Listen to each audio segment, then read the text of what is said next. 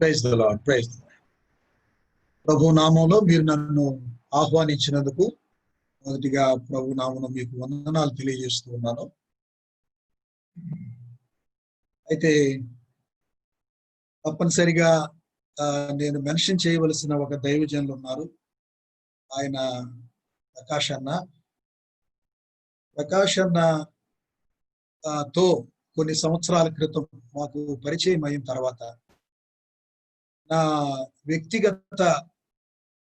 వ్యక్తిగత జీవితంలో కొన్ని కన్విక్షన్స్ కానీ, కుటుంబ విషయంలో కొన్ని కన్విక్షన్స్ కానీ,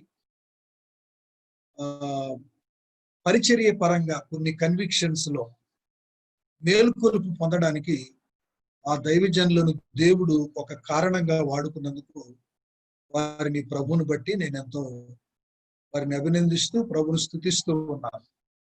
ఆ గొప్ప దైవజనులు చేసే ఈ పరిచర్యలో నేను కూడా పాలు పంపులు పొందటం ప్రభువును బట్టి ఇది నా భాగ్యంగా ఎంచుతూ ఉన్నాను. మరి ప్రకాష్ గారు చెప్పగానే విని నమ్మి నన్ను ఆహ్వానించిన విజయరాజు గారు, వారి టీం అంతటి కూడా ఎల్డర్స్ అందరికి కూడా ప్రభునామం వందనాలు తెలియజేస్తున్నాను. అలాగే స్వామి గారు, అలాగే మిగిలిన దైవజనులు, అవన్నీ పేర్లన్నీ చెప్పడానికి వీలు పడదని చెప్పలేదు. గత రాత్రి ప్రార్థన మీద ఎన్నో విషయాలు మనం విన్నాం. ఇవన్నీ కూడా ఈ గొప్ప దైవజనులతో నేను కూడా పాలు పంపులు పొంది పరిచర్యలో పాల్గొనడం అనేది చాలా గొప్ప భాగ్యంగా నేను ఎంచుతూ ఉన్నాను. తర్వాత ప్రకాష్ అన్న మాట్లాడుతూ 2 మాటలు వాడాడు. పెను మార్పు అనే మాట వాడాడు. నిజంగానే ఈ మీటింగ్స్ తర్వాత పెను మార్పు అనేది కాకపోయినా కొంత నిజంగా నిలబడే మార్పు రాగలిగితే ఈ ప్రయాసకు కొంత అర్థం ఉంటుందని, అది వ్యర్థం కాదని నేను నమ్ముతున్నాను. దాని కొరకు మనం అందరము ప్రయాసపడాలి. మనం ఇందాక ప్రార్థన చేస్తూ ఉన్నారు ఎవరు, ప్రభువా ఈ మీటింగ్స్ ని డబ్బు ఖర్చు పెట్టి బయట పెట్టే పని అయితే కొన్ని లక్షలు ఖర్చు అవుతాయి, కానీ దేవాన్ని ఈ విధంగా మాకు ఏర్పాటు చేయడం ఎంత ఆశ్చర్యం. అది ఎప్పటికీ కూడా ఆశ్చర్యంగానే ఉంది. నిజంగా ఈ డబ్బు ఖర్చు పెట్టి మీటింగ్స్ పెట్టే పరిస్థితి ఇంకా చాలా కష్టంగా ఉంది. దేవుడు అసలు ఇంపాసిబుల్ అనుకున్నటువంటి పరిస్థితులను పాసిబుల్ చేసి ఊహించినటువంటి దైవజనుల చేత ఊహించినటువంటి అద్భుతమైన సంగతులు మనకు వినిపిస్తున్నాడు అంటే దీని వెనుక ఒక గొప్ప ఉద్దేశం గ్యారంటీగా ఉంది. దీన్ని మనం చులకనగా తీసుకోవడానికి ఏమాత్రం వీల్లేదని నేను మనవి చేస్తున్నాను. నేనే 12 రోజులు బైబిల్ క్లాసెస్ విజయరాజు గారు ఏర్పాటు చేసినప్పుడు ఆశ్చర్యపోయాను. ఇదేదో మా సంఘం కొరకన్నట్లుగా నేను ఫీల్ అయ్యాను. ఎట్లబ్బా వీళ్ళకు వాక్యం ఇవ్వలేకపోతున్నాను, ఏం చెయ్యాలి, లాక్డౌన్ అయిపోయింది, ఎక్కడికి వెళ్ళడానికి లేదు అని బాధపడుతున్న రోజుల్లో ఈ వార్త నాకు చాలా ఆనందాన్ని కలుగజేసింది.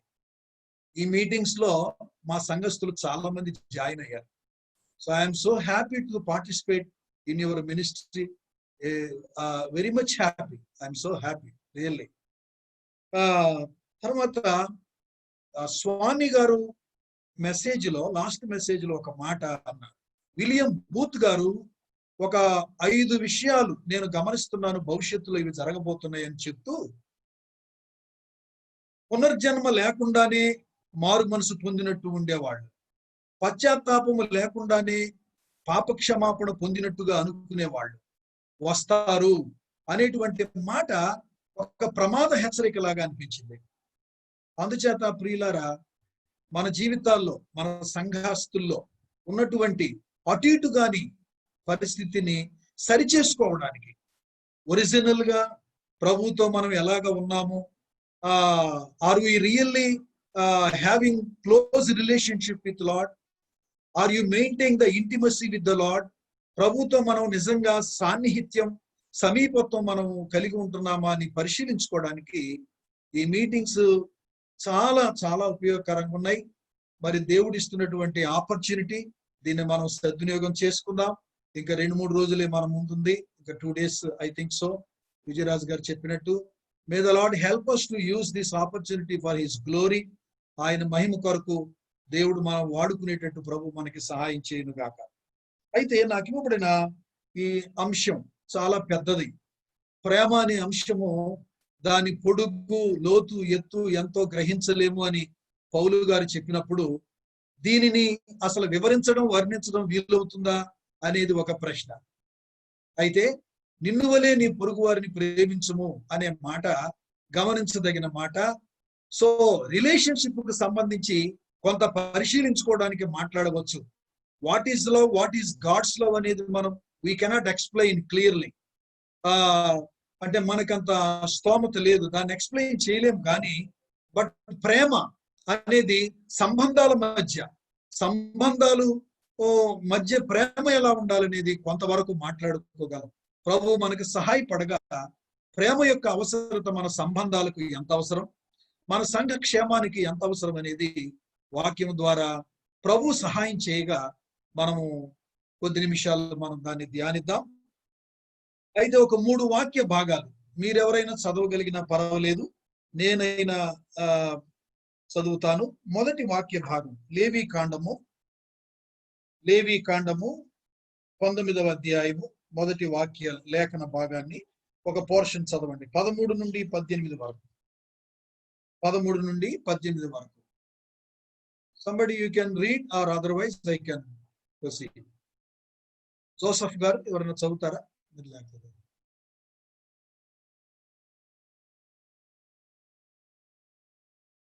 Shall I read or can you read somebody else? మీరు ఎవరైనా చదువుతారా? హింసింపకూడదు, ఆ, నీ పొరుగువాని హింసింపకూడదు, వాని దోచుకొనకూడదు, కూలివాని కూలి మరునాటి వరకు నీ యొద్ద ఉంచుకొనకూడదు, చెవిటి వాణ్ణి తిట్టకూడదు, గ్రుడ్డివాని ఎదుట అడ్డము వేయకూడదు, నీ దేవునికి భయపడవలెను. నేను యెహోవాను. అన్యాయపు తీర్పు తీర్చకూడదు, పేదవాని పక్షపాతము చేయకూడదు, గొప్పవాని అభిమానము చూపకూడదు, న్యాయమును బట్టి నీ పొరుగువానికి తీర్పు తీర్చవలెను. నీ ప్రజలకు కుండములాడుచు ఇంటింటికి తిరగకూడదు, నీ సహోదరునికి ప్రాణహాని చేయకూడదు. నేను యెహోవాను. నీ హృదయంలో నీ సహోదరుని మీద పగపట్టకూడదు, నీ పొరుగువాని పాపము నీ మీదికి రాకుండానట్లు నీవు తప్పక వానిని గద్దింపవలెను. కీడుకు ప్రతి కీడు చేయకూడదు, నీ ప్రజల మీద కోపముంచుకొనక నిన్ను వలె నీ పొరుగు వారిని ప్రేమింపవలెను. నేను యెహోవాను. యోహాను 13వ అధ్యాయం 34-35 వచనాలు చదవండి. యోహాను సువార్త 13వ అధ్యాయం 34-35 వచనాలు. మీరు ఒకరినొకరు ప్రేమింపవలెనని మీకు కొత్త ఆజ్ఞ ఇచ్చుచున్నాను. నేను మిమ్మును ప్రేమించినట్టే మీరును ఒకరినొకరు ప్రేమింపవలెను. మీరు ఒకని ఎడల ఒకడు ప్రేమ కలిగిన వారైన ఎడల దీన్ని బట్టి మీరు నా శిష్యులని అందరూ తెలుసుకొందురనెను.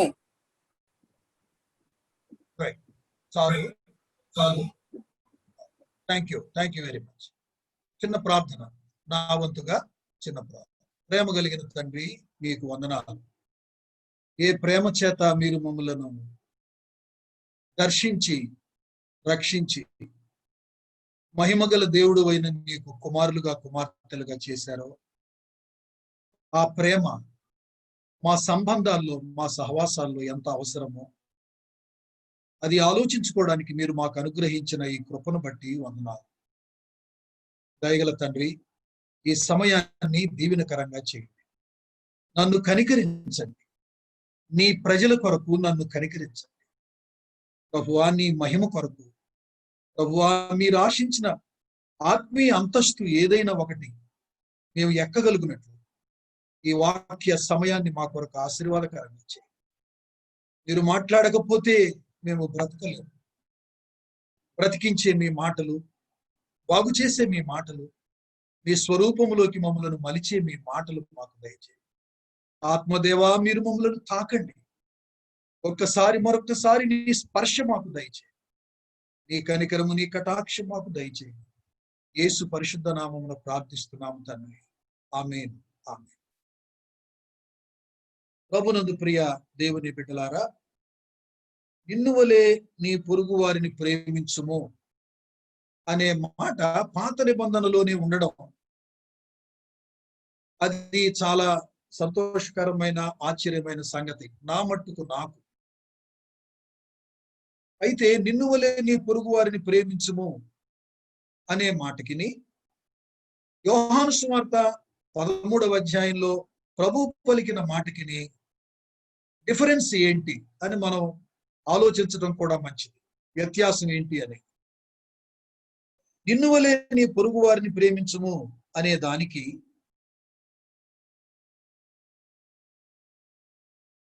నిన్ను వలె పూర్వపు ఆజ్ఞ అని దీన్ని పిలిచాడు. 1వ యోహాను పత్రికలో 1వ యోహాను పత్రిక 2వ అధ్యాయంలో దీన్ని ఏమని పిలిచాడంటే పూర్వపు ఆజ్ఞ అని పిలిచాడు. నేను చదువుతాను, ఇప్పుడు మీరు చదవడం కష్టం. 2వ అధ్యాయంలో 1 యోహాను పత్రిక 2వ అధ్యాయం 7వ వచనం.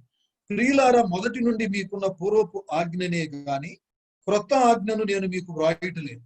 ఈ పూర్వపు ఆజ్ఞ మీరు వినిన వాక్యమే, మరియు క్రొత్త ఆజ్ఞను మీకు వ్రాయిచున్నాను. చీకటి గతించుచున్నది, సత్యమైన వెలుగు ఇప్పుడు ప్రకాశించుచున్నది. గమనించదగిన మాట ఏంటంటే, మీకున్న పూర్వపు ఆజ్ఞనే గాని క్రొత్త ఆజ్ఞను మీకు వ్రాయటలేదు అన్నాడు. ఈ పూర్వపు ఆజ్ఞ మీరు వినిన వాక్యమే అన్నాడు. క్రొత్త ఆజ్ఞను మీకు వ్రాయిచున్నాను అన్నాడు. పూర్వపు ఆజ్ఞ ఏంటి, క్రొత్త ఆజ్ఞ ఏంటి? పూర్వపు ఆజ్ఞ అంటే నిన్ను వలె నీ పొరుగు వారిని ప్రేమించడం అనేటువంటిది. పూర్వపు ఆజ్ఞ it belong to old testament. పాత నిబంధనకు సంబంధించింది పూర్వపు ఆజ్ఞ. అది నిన్ను వలె నీ పొరుగు వారిని ప్రేమించడం. క్రొత్త ఆజ్ఞ ఏంటంటే నేను మిమ్మల్ని ప్రేమించినట్టు మీరు ఒకరినొకరు ప్రేమించడం. That's wonderful. నిన్ను వలె నువ్వు ప్రేమించడం అనేటువంటిది ఇతరులను ప్రేమించడానికి బేస్ నీవు నిన్ను ప్రేమించుకున్నట్టు ప్రేమిస్తే చాలు, అది పాత నిబంధన. కానీ క్రొత్త నిబంధనలో నిన్ను ప్రేమించినట్టు ప్రేమించడం కాదు, నేను మిమ్మల్ని ప్రేమించినట్టు మీరు ఒకరినొకరు ప్రేమించాలి. That is the wonderful thing. అంటే స్థాయి పెరిగినట్లుగా, స్టాండర్డ్ పెరిగినట్లుగా, వాల్యూ పెరిగినట్లుగా మనం అక్కడ చూస్తా ఉన్నాం. అందుకే ఉదాహరణకు మత్తయి సువార్తలో కొన్ని ఈ మాటలు మీకు తెలిసే ఉంటాయి. వ్యర్థుడా, ద్రోహి, ఈ పదాలు వాడడమే నరహత్య చేసినట్టు అన్నాడు. కత్తి ఖడ్గం తీసుకొని ఒక మనిషిని చంపడం నరహత్య కాదు, అది పాత నిబంధన. క్రొత్త నిబంధనలు అన్నాడు స్థాయి పెరిగింది, స్టాండర్డ్ పెరిగింది. అదేంటంటే ద్రోహి, వ్యర్థుడ అనడమే నరహత్య అన్నాడు. అలా ఉంది ఈ మాట. కాబట్టి పూర్వపు ఆజ్ఞ, క్రొత్త ఆజ్ఞ. పూర్వపు ఆజ్ఞ పాత నిబంధన. ఆ ఆజ్ఞ నెరవేర్చడానికి బేస్ ఏంటంటే నిన్ను నీవు ప్రేమించుకోవడం బేస్. అది ఆధారం. నిన్నెలా ప్రేమించుకుంటావో, నిన్నెలా ట్రీట్ చేసుకుంటావో, నిన్నెలా పోషించుకుంటావో, నిన్నెలా పరామర్శించుకుంటావో, నీకు ఎలాంటి ట్రీట్మెంట్ కావాలని నువ్వు ఎక్స్పెక్ట్ చేస్తావో అది ఇతరులకు ఇవ్వు అన్నాడు. అలాగే రెండవదిగా క్రొత్త ఆజ్ఞలో మనం ఏం చూస్తామంటే నేను మిమ్మల్ని ఎలా ప్రేమించాను. అది మనం ఈ పోర్షన్ లో, ఈ స్టడీలో మనం ముందు భాగంలో మనం చూస్తాం. కాబట్టి this is the difference that you should know. పూర్వపు ఆజ్ఞకి క్రొత్త ఆజ్ఞకి ఉన్న తేడా. పూర్వపు ఆజ్ఞకి ఆధారం బేస్ ఏంటి? నీవు బేస్, నిన్ను ప్రేమించుకోవడం. క్రొత్త ఆజ్ఞకు బేస్ ఏంటి? క్రీస్తు ప్రేమించినట్లు. ఈ డిఫరెన్స్ మనం ఖచ్చితంగా గుర్తుపెట్టుకోవాలి. కాబట్టి నూతన నిబంధన విశ్వాసులుగా, ప్రభు బిడ్డలుగా, ప్రభు అయిన యేసుక్రీస్తు యొక్క స్వభావములోనికి రూపాంతరపరచబడేటువంటి కోణంలో ప్రభు ఎలా ప్రేమించాడో అలా ప్రేమించడం అనే స్థాయిలోనికి మనం వెళ్ళాలని దేవుడు మనల్ని కోరుతూ ఉన్నాడు. అయితే పొరుగు వారిని ప్రేమించడం ఎలాగా, ప్రేమించడం అనే దానికి ఏంటి రుజువులు అనే రెండవ పాయింట్ చూసేదానికంటే మొదటి పాయింట్ ఏంటంటే ఏమి చేయకూడదు. పొరుగు వానికి వ్యతిరేకంగా మనం ఏం చేయకూడదు. What are the sins against our neighbour? అది కొంచెం త్వరగా మీతో చెప్పాలని ఆశపడుతూ ఉన్నాను. The sins against our neighbour, మనము చేయకూడనటువంటి పాపాలు, పొరుగు వానికి వ్యతిరేకంగా చేయకూడనివి. తర్వాత ఏం చేయాలి అనేది మనం చూస్తాం.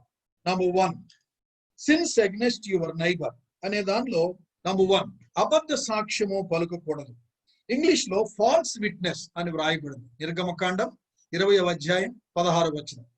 నీ పొరుగువాని గురించి నీవు అబద్ధ సాక్ష్యము, పొరుగువాని మీద అబద్ధ సాక్ష్యము పలుకకూడదు అని వ్రాయబడింది.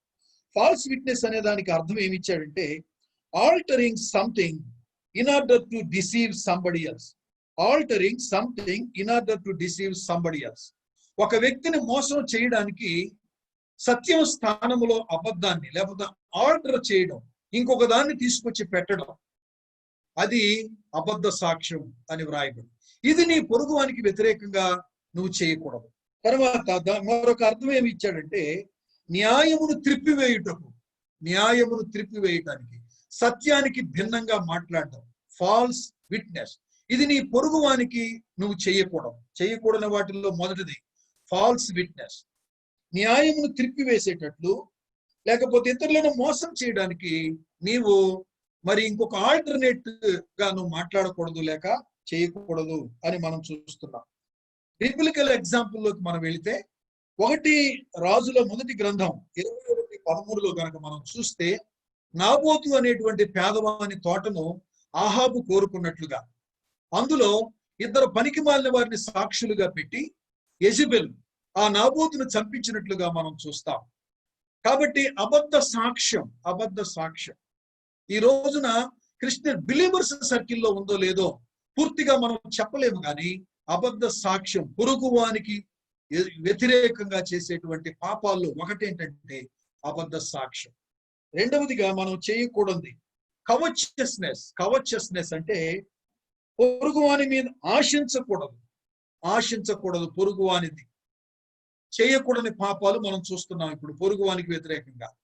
ఆశించకూడదంటే నిర్గమకాండం 20:17లో నీ పొరుగువాని దేనిని నీవు ఆశించకూడదు అని వ్రాయబడింది. ఇల్లు, భార్య, దాసుడు, ఎద్దు, గాడిద, దేనినైనాను నీవు ఆశించకూడదు. అంటే పాత నిబంధనలో వాటిని క్రియారూపకంగా దొంగిలించడం పాపం, వాటిని క్రియారూపకంగా వ్యక్తిని కలిస్తే పాపం. కానీ క్రొత్త నిబంధనలో the desire itself is a sin. The attitude itself is a sin. Attitudes expecting something which is not belong to you. నీకు చందని దానిని నీవు ఆశించడం, అది పొరుగువాని దానిని ఆశించడం, నేను ఒకవేళ వ్యతిరేకమైనటువంటి పని పొరుగువానికి వ్యతిరేకంగా చేస్తున్నావు. కాబట్టి second sin against your neighbour is covetous, ఆశించడం. నిర్గమకాండం మనం చూస్తూ ఉన్నాం. దొంగిలించడమో తీసుకోవడమో కాదు, ఆశించడం. Desiring something which is not belong to you. నీకు చందని దానిని, నీది కాని దానిని నువ్వు ఆశించడం అనేది పొరుగువానికి వ్యతిరేకంగా చేసేది. మూడవదిగా లయింగ్ అంటే అబద్ధ ప్రమాణము చేయకూడదు. పొరుగువానికి వ్యతిరేకంగా మూడవ పాపము అబద్ధ ప్రమాణం చేయకూడదు. లేవి గ్రంథం 6వ అధ్యాయం the book of Leviticus chapter 6 6వ అధ్యాయంలో కొన్ని మాటలు మనం చూస్తూ ఉన్నాం. అబద్ధ ప్రమాణం అంటే నీకు దొరికిన తర్వాత దొరకలేదని నీవు అబద్ధ ప్రమాణం చేయకూడదు. లేవి కాండంలో మనం ఆ మాట చూస్తా ఉన్నాం. 6వ అధ్యాయం ఒకసారి చూడండి, నేను చదువుతాను, ఈ మాట వినండి. 2వ వచనం, ఒకడు యెహోవాకు విరోధముగా ద్రోహం చేసి పాపి అయిన యెడల, అనగా తనకు అప్పగింపబడిన దాని గూర్చియే గాని, తాకట్టు ఉంచిన దాని గూర్చియే గాని, దోచుకున్న దాని గూర్చియే గాని, తన పొరుగువానితో బొంకిన యెడలనేమి, తన పొరుగువాని బలత్కరించిన యెడలనేమి, పోయినది తనకు దొరికినప్పుడు దాన్ని గూర్చి బొంకిన యెడలనేమి, మనుష్యులు వేటిని చేసి పాపులగుదురో వాటన్నిటిలో దేని విషయమైనను అబద్ధ ప్రమాణము చేసిన యెడలనేమి, అతడు పాపము చేసి అపరాధియగును గనుక అతడు తాను దోచుకున్న సొమ్మును గూర్చి గాని, బలత్కారము చేతను అపహరించిన దాని గూర్చి గాని, తనకు అప్పగింపబడిన దాని గూర్చి గాని, పోయి తనకు దొరికిన దానిని గూర్చి గాని, దేని గూర్చి అయితే తాను అబద్ధ ప్రమాణము చేసెనో దానినంతయు మరలా ఇచ్చుకొనవలెను. కాబట్టి అబద్ధ ప్రమాణం చేయకూడదు. ఇస్తానని మరి ఇవ్వకుండా మాట తప్పకూడదు. కాబట్టి నీ పొరుగువానికి వ్యతిరేకంగా అబద్ధ ప్రమాణం, మాట తప్పడం, దొరికి కూడా దొరకలేదని చెప్పడం, మరి తాకట్టు పెట్టిన దాన్ని విషయంలో బొంకటం, అబద్ధం చెప్పడం, అబద్ధ ప్రమాణం అంటే మాట ఇచ్చాడు, ఇస్తాను మరలా ఇస్తానన్నాడు, నేను ఇవ్వనన్నాడు తర్వాత. అది అపరాధము. అది పొరుగువానికి వ్యతిరేకంగా చేసే అపరాధమని మనం ఇక్కడ చూస్తా ఉన్నాం. అండ్ దెన్ డిస్పైజింగ్ అంటే తిరస్కరించడం. 4వ పాపం ఏంటంటే వ్యతిరేకంగా చేసే వాటిలో 4వ పాపం డిస్పైజింగ్, తిరస్కరించడం అనే మాట కూడా మనము గుర్తుపెట్టుకోవాలి. అసహించుకోవడం, తిరస్కరించడం. తర్వాత 5వది ఎంటైసింగ్ అంటే లాలన చేయడం. సామెతల గ్రంథంలో మనం ఆ మాట చూస్తాం. కాబట్టి మనకి ఇంకా స్టడీ ఉంది, ఈ మాటలు మీరు గుర్తుంచుకోండి. లాలన చేయడం అంటే దానికి బెస్ట్ ఎగ్జాంపుల్ శాంసన్ ని దెలీలా లాలన చేసింది, బలత్కారం చేసింది. సామెతల గ్రంథంలో ఉంది, బలత్కారి తన పొరుగు వారిని లాలన చేస్తాడు. అంటే తను అనుకున్నది సాధించిందాకా, తనకు లోబర్చుకున్నదాకా బలత్కారి మాయ మాటలతో, మోసపు మాటలతో అతన్ని మాయ చేస్తాడు, లోబర్చుకోవడానికి ప్రయత్నం చేస్తాడు. బెస్ట్ ఎగ్జాంపుల్ ఎవరంటే దెలీలా. బలత్కారంగా లాలన మాటలతోనే లోబర్చుకుంది. చాలా మంది తమ పొరుగు వారికి వ్యతిరేకంగా లాలన మాటల చేత పొరుగు వారిని మోసం చేయడానికి ప్రయత్నం చేస్తారు. అది మనం చేయకూడదు అని పొరుగు వారి విషయంలో తర్వాత డిసెప్షన్. ఈ డిసెప్షన్, ఎంటైసింగ్ అనే ఈ 2 మాటలు కూడా ఈ 2 పర్యాయ పదాలుగానే మనం చెప్పుకోవచ్చు.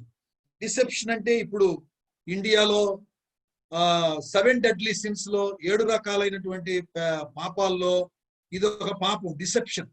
మోసం చేయడం, మోసగించడం, మోసపోవడం.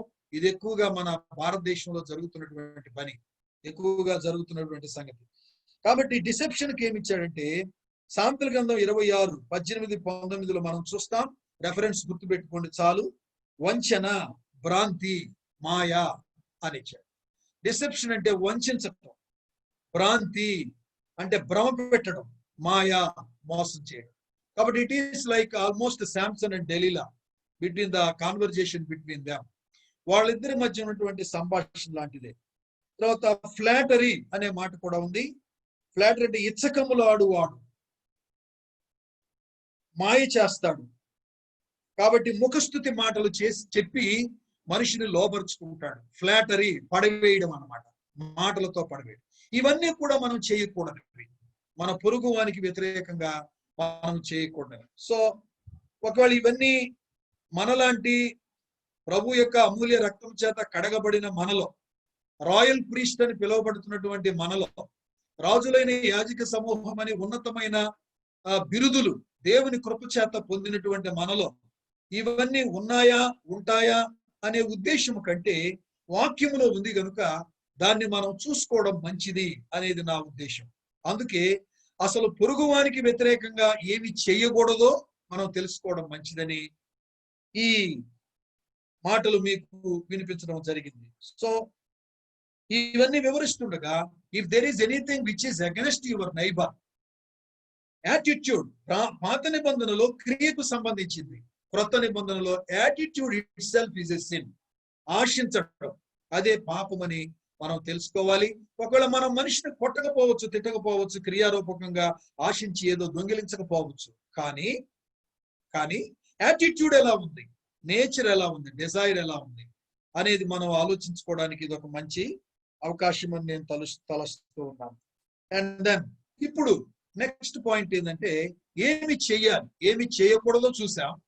అయితే ఇప్పుడు ఏమి చెయ్యాలి, మనం ఏం చెయ్యాలి, ఏమి చేయకూడదు అనే దాంట్లో నుండి ఏమి చెయ్యాలో మనం ఇప్పుడు తెలుసుకుంటాం. రోమాపత్రిక 13వ అధ్యాయం 10వ వచనం. రోమాపత్రిక 13వ అధ్యాయం 10వ వచనం. అక్కడ ఏమని వ్రాయబడి ఉందంటే, ప్రేమ పొరుగువానికి కీడు చేయదు, I want to read that portion also. If you don't mind, I want to read that portion. Let us turn to the book of Romans, chapter 13, from verse 9 onwards. రోమా పత్రిక 13. I want to read for you. మీ కొరకు నేను చదువుతాను. ఒకడు 8వ వచనం నుండి, ఒకరినొకడు ప్రేమించుట విషయములో తప్ప మరేమీ ఎవనికి అచ్చి ఉండవద్దు. పొరుగువానిని ప్రేమించువాడే ధర్మశాస్త్రము నెరవేర్చినవాడు. ఎలాగనగా వ్యభిచరింపవద్దు, నరహత్య చేయవద్దు, దొంగిలవద్దు, ఆశింపవద్దు అనునవి మరి ఏ ఆజ్ఞ అయినా ఉన్న ఎడల అదియు నిన్ను వలె నీ పొరుగువాన్ని ప్రేమింపవలెనను వాక్యములో సంక్షేపముగా ఇమిడి ఉన్నవి. ప్రేమ పొరుగువానికి కీడు చేయదు గనుక ప్రేమ కలిగి ఉండుట ధర్మశాస్త్రమును నెరవేర్చుటయే. ప్రేమ పొరుగువానికి కీడు చేయదు కనుక చేయకూడదు అనే దాంట్లో నుండే నేర్చుకోవాల్సింది ఏం చెయ్యాలో మనం నేర్చుకుంటా ఉన్నాం. నీ ప్రేమ సత్యమైందైతే, మన ప్రేమ సత్యమైందైతే మన పొరుగువానికి కీడు చేయకూడదు, నష్టం రావాలి అని కోరుకోకూడదు, దెబ్బతినాలి అని మనం కోరుకోకూడదు.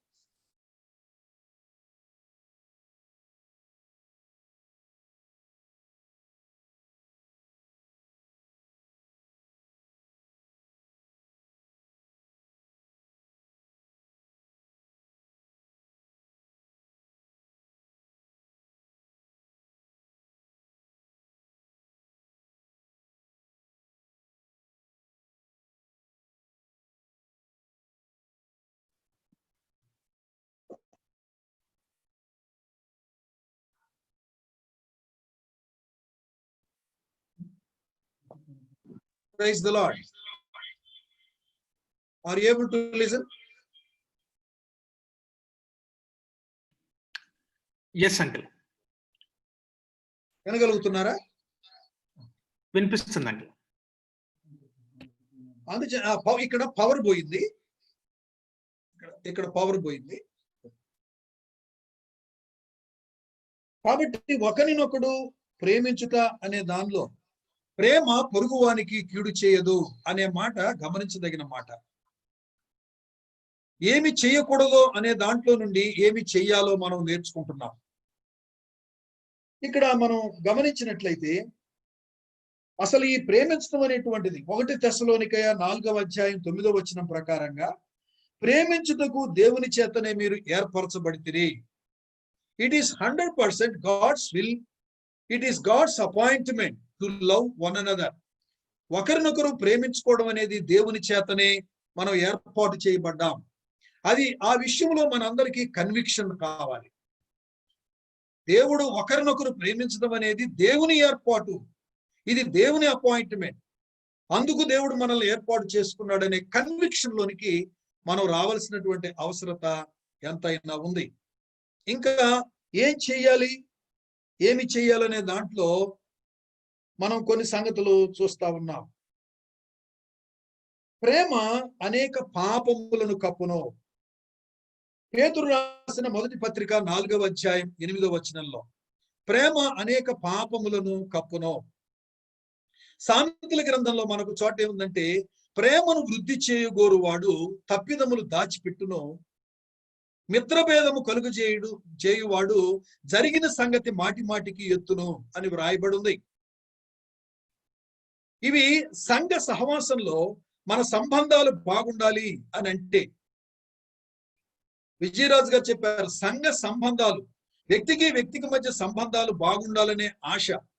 It is true. ఇది విజయరాజు గారి ఆశ కాదు, ఇది దేవుని ఆశ, ఇది దేవుని ఆలోచన.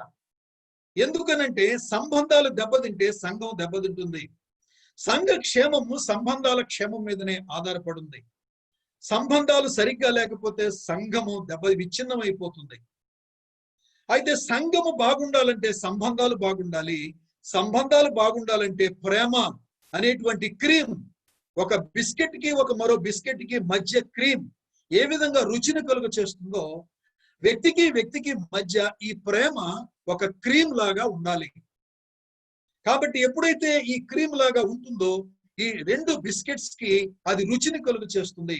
ఇద్దరు వ్యక్తులు ఆనందించాలి అంటే, సంఘము క్షేమం పొందాలి అని అంటే ప్రేమ ఒక క్రీమ్ లాగా ఉండాలి. అది రుచిని ఇచ్చేదిగా ఉండాలి. ప్రేమ ఒకటే రుచిని ఇస్తుంది. అందుచేత ప్రేమ ఉన్నమాట సత్యమైతే అది అనేక దోషములను కప్పుతుంది. ఎంతమంది బ్రదర్స్ సిస్టర్స్ గుండె మీద చేసుకొని చెప్పగలరా? ఇతరుల పాపాలని, ఇతరుల దోషాలని నేనెప్పుడూ ఎవరికి చెప్పలేదు అని చెప్పగలమా? కవర్ చేసుకుంటున్నామా? వాళ్ళ తప్పుల్ని కవర్ చేయడం అంటే తప్పును తప్పుగా ఖండించకపోవడం కాదు. అంటే సందర్భం వచ్చినప్పుడల్లా, సమయం వచ్చినప్పుడల్లా మనము ఏం చేస్తున్నాం? మనస్సాక్షిని పరిశీలించుకోవాలి. తోటి సహోదరుని గురించి వారు చేసిన దోషాలను గురించి బయట ప్రపంచానికి చెబుతూ ఉన్నామా? అది ప్రేమ అంటారా? నిజమైన ప్రేమ దోషములను కప్పును. మనం కప్పుతున్నామా?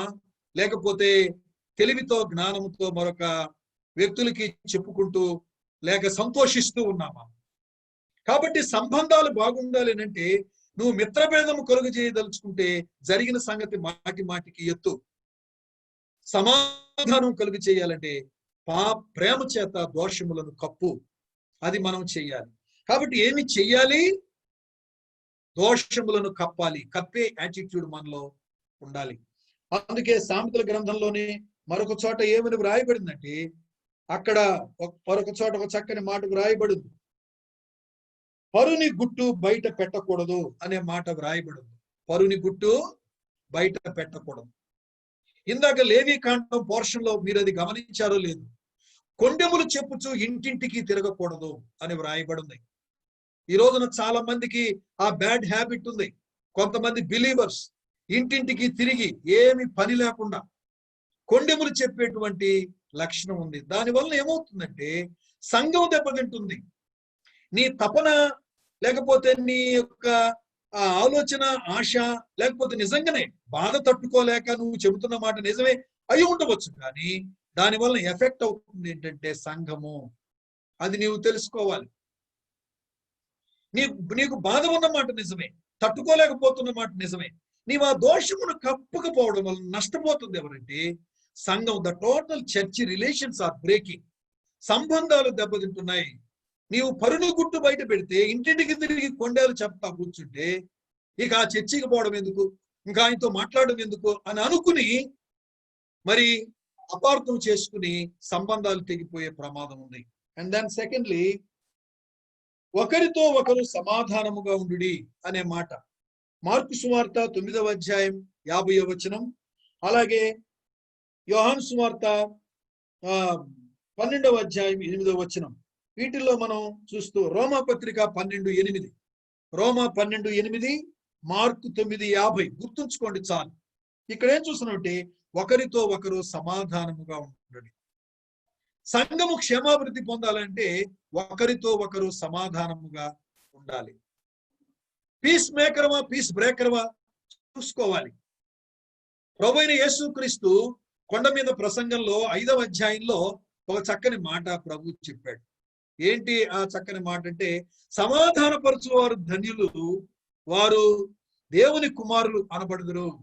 సమాధానపరచువారు ధన్యులు, వారు దేవుని కుమారులు అనబడుదురు.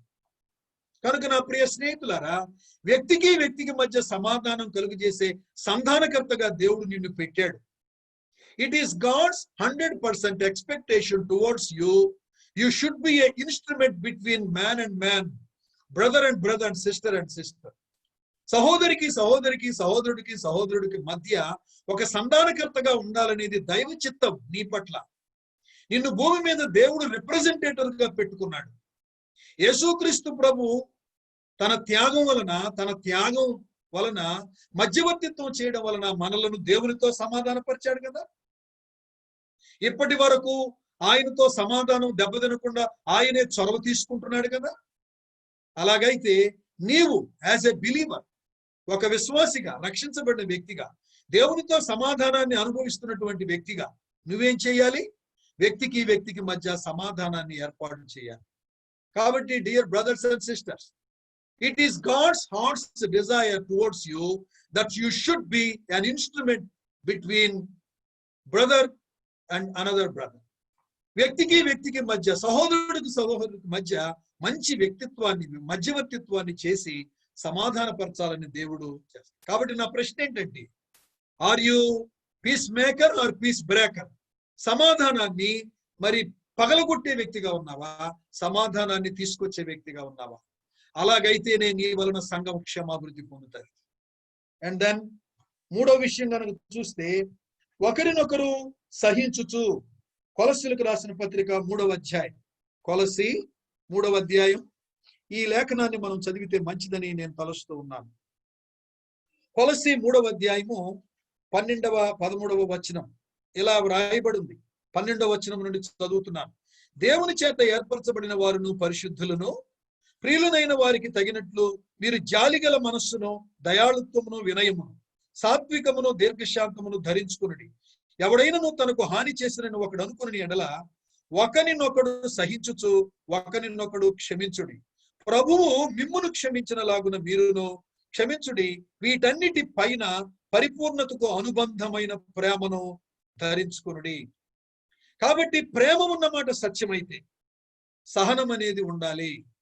బ్రదర్స్, ఒక స్టేట్మెంట్ ఉంది, patience is bitter but it's result is sweet అని మాట స్టేట్మెంట్ ఉంది.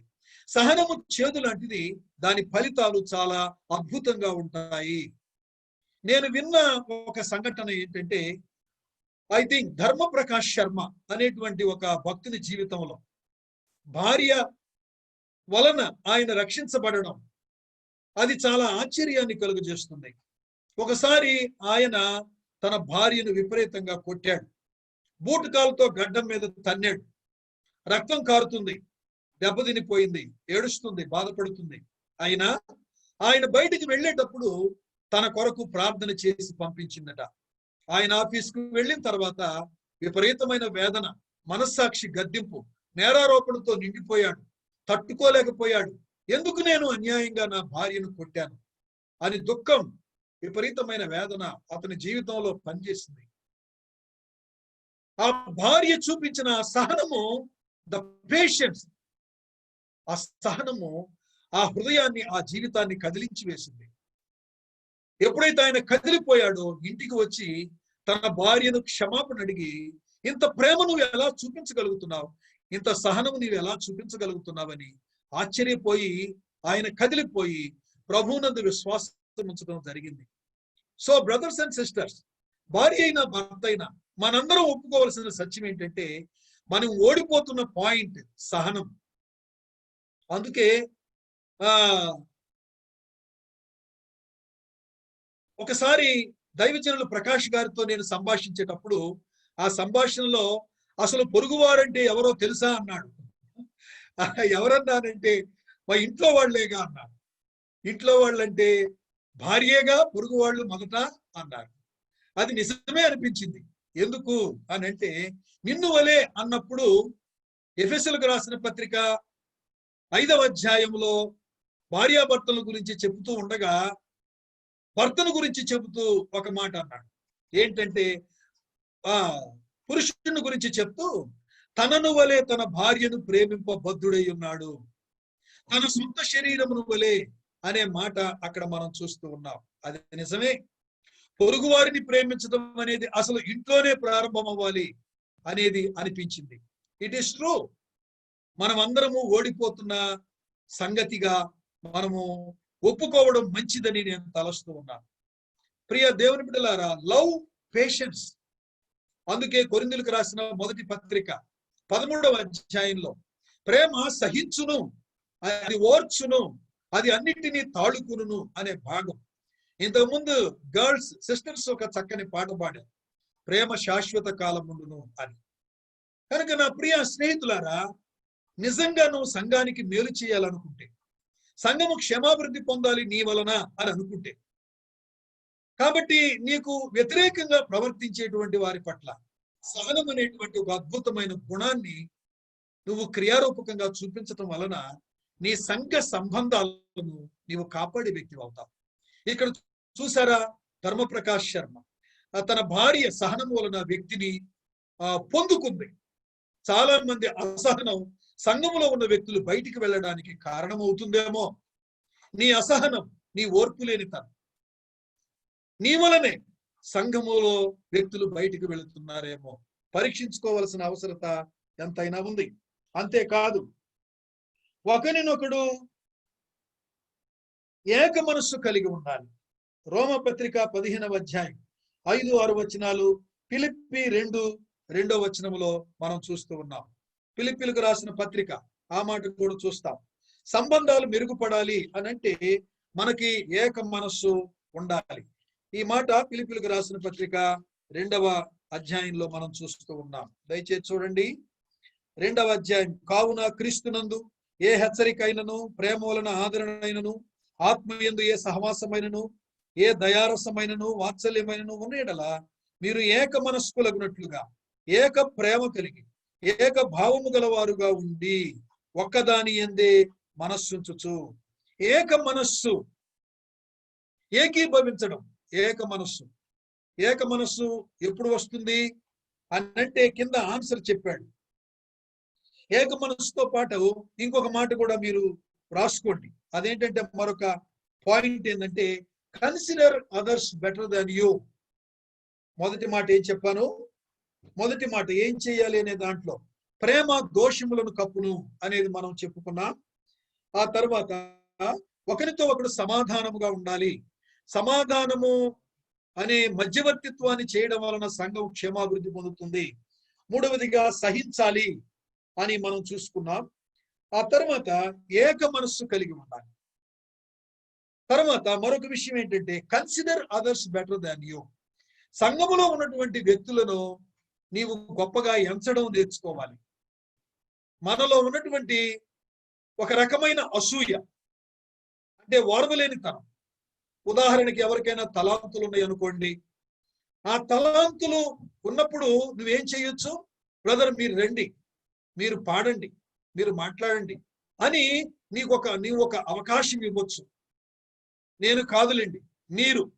దేవుడు అంటే యోగ్యతను గమనిస్తూనే, యోగ్యత గమనించకుండా కాదు, సాక్ష్యాన్ని గమనిస్తూనే, యోగ్యతను గమనిస్తూనే, బ్రదర్ మీరు రండి, సిస్టర్ మీరు రండి, ప్రభు మీకు కృపావరాలు ఇచ్చారు, మీరు రండి, నాకంటే చక్కగా పాడగలరు, లేకపోతే మాట్లాడగలరు, లేకపోతే కౌన్సిల్ చేయగలరు, యు ప్లీజ్ కమ్ అని. Why don't you consider others better than you? ఎందుకు నీవు అలా కన్సిడర్ చేయలేవు? చేయగలం మనం, కానీ మనం అది చేయట్లేదేమో పరీక్షించుకోవాల్సినటువంటి అవసరత ఎంతైనా ఉంది. ఇవి ఎప్పుడు వస్తాయి? ఒకరితో ఒకడు మనసు కలిసి ఉండడం అనేది కానీ, ఇతరులను నీకంటే యోగ్యులుగా ఎంచడం అనేది కానీ ఎప్పుడు వస్తాయో తెలుసా? మనకు అర్థం అవ్వాల్సింది ఏంటంటే ద హ్యూమిలిటీ ఆఫ్ క్రైస్ట్ మనకు అర్థం అవ్వాలి. క్రీస్తు యొక్క వినయం మనకు అర్థం అవ్వాలి. అందుకే ఫిలిప్పీలకు రాసిన పత్రిక 2వ అధ్యాయం ప్రారంభంలో అన్నాడు, వినయమైన మనస్సు గలవారై ఒకరికంటే ఒకడు యోగ్యుడుగా ఎంచుకోనండి అని వ్రాయబడి ఉంది. ఆ మాట నేను పూర్తిగా చదవలేదు. 3వ వచనం, కక్ష చేతనైనను వృధాతిశయం చేతనను ఏమీ చేయక వినయమైన మనస్సు గలవారై ఒకరినొకడు తనకంటే యోగ్యుడని ఎంచుకొనుడి అని వ్రాయబడు. ఒకరికంటే ఒకడు యోగ్యుడుగా ఎంచుకోవాలి. ఎంచుకుంటున్నామా? మనస్సాక్షిని దగ్గర పెట్టుకొని మనం ఆలోచించగలిగితే, నీ పిల్లలు నువ్వే గొప్పవాళ్ళని అనుకుంటున్నావా? నీ ప్రసంగము, నీ వాక్యమే, నీ కౌన్సిలింగే నువ్వే సరిపోతావని అనుకుంటున్నావా? కొన్నిసార్లు బోధకులకు కూడా ఆ శోధన ఉండడానికి అవకాశం ఉంది. అది మనం ఆలోచించుకోవాల్సినటువంటి అవసరం ఉంది. సంఘంలో ఎంతో మంది బ్రదర్స్ ఉంటారు, సిస్టర్స్ ఉంటారు. Consider others better than you. నీకంటే యోగ్యులని ఎంచడం అనేటువంటిది సంఘ సంబంధాలను కాపాడుతుంది. అది సంఘ క్షేమాభివృద్ధిని కలుగు చేస్తుంది. సేవకుడు ఎవరినైనా కొంతకాలం నిన్ను ప్రక్కన పెట్టి ఇంకెవరికైనా ప్రాధాన్యత ఇచ్చినప్పుడు నువ్వు ఫీల్ అవ్వకూడదు. నువ్వు జాగ్రత్తగా ఉండాలి. ఓహో, అది దైవ చిత్తం, దేవుడు అనుమతించలేదు అని నువ్వు అనుకోవాలి. అది కూడా ఒక విశ్వాసిగా నువ్వు గుర్తుపెట్టుకోవాల్సిన అవసరత ఎంతైనా ఉంది. తర్వాత మరొక విషయం ఏంటంటే priority to the things of others, giving priority to the things of others. ఇక్కడే చూస్తా ఉన్నాం, ఇతరుల కార్యములకు ప్రాధాన్యత ఇవ్వడం. 4వ వచనం చూద్దాం. ఫిలిప్పీలకు రాసిన పత్రిక 2వ అధ్యాయం 4వ వచనం చూస్తున్నారా? మీలో ప్రతివాడును తన సొంత కార్యములను మాత్రమే గాక ఇతరుల కార్యములను కూడా చూడవలెను. అని చెప్పి ఏమన్నాడు 5వ వచనములో? క్రీస్తు యేసునకు కలిగిన ఈ మనస్సు మీరును కలిగి ఉండుడి. So the mind of Christ, in other words the humility of Christ, which what we have to exercise. మనం ఎక్సర్సైజ్ చేయవలసింది, మనం అభ్యాసం చేయవలసింది ఏంటంటే క్రీస్తు మనస్సు, క్రీస్తు యొక్క దీనత్వం. ప్రియా స్నేహితులారా, సంఘము క్షమాభివృద్ధి పొందాలనంటే ఈ దీనత్వాన్ని మనము, క్రీస్తు యొక్క దీనత్వాన్ని మనం జ్ఞాపకం చేసుకోవాలి. అప్పుడు మాత్రమే ఏక మనస్సు కలిగి ఉండగలం. అప్పుడు మాత్రమే ఇతరులను యోగ్యులుగా ఎంచగలం. అప్పుడు మాత్రమే ఇతరులకు మనం ప్రాధాన్యత ఇవ్వగలం. మీ సొంత కార్యములను చూడవద్దని చెబుతూ ఇల్లస్ట్రేట్ చేసింది ఏంటంటే అక్కడ ప్రభు యొక్క దీనత్వాన్ని ఇల్లస్ట్రేట్ చేశాడు. ఇల్లస్ట్రేషన్ అంటే ఉదాహరించాడు, వివరించాడు పౌలు భక్తుడు. క్రీస్తు యేసునకు కలిగిన ఈ మనస్సు అంటే క్రీస్తు ప్రభువు మనకు ప్రాధాన్యత ఇచ్చి, మనకు ప్రయారిటీ ఇచ్చి, మన నిమిత్తము ఆయన దేవునితో సమానముగా ఉండుట విడిచిపెట్టకూడని భాగ్యమని ఎంచుకొనలేదు. పైగా మనుషుల పోలికగా పుట్టి దాసుని రూపము ధరించి తను తానే రిక్తునిగా చేసుకున్నాడు. 6వ వచనంలో ఆ మాట చూస్తున్నాం, ఫిలిప్పీ 2:6లో. ఇది ఏంటి, దేన్ని సూచిస్తుంది? Giving priority to the things of others. మనం ఇతరులమే, మనం ఇతరుల లెక్కే. కాబట్టి ప్రభువైన యేసుక్రీస్తు, మరి ఈ మాట మీకు గుర్తొస్తుందని నేను తలస్తున్నాను. 2వ కొరింథీయులకు రాసిన పత్రిక 8వ అధ్యాయం 9వ వచనములో మనము ధనవంతులము కావాలని ఆయన మన నిమిత్తము దరిద్రుడాయను అనే మాట వ్రాయబడి ఉంది. So that we may become rich, he made himself nothing. He became poor that we may become rich. మనము ధనవంతులము కావాలని ఆయన దరిద్రుడైపోయాడు, ధనవంతుడుగా ఉండి కూడా. అంటే priority to the things of others. మనలను గొప్ప చేయడానికి, మనకు ప్రాధాన్యత ఇవ్వడానికి ఆయన దరిద్రుడైపోయాడు.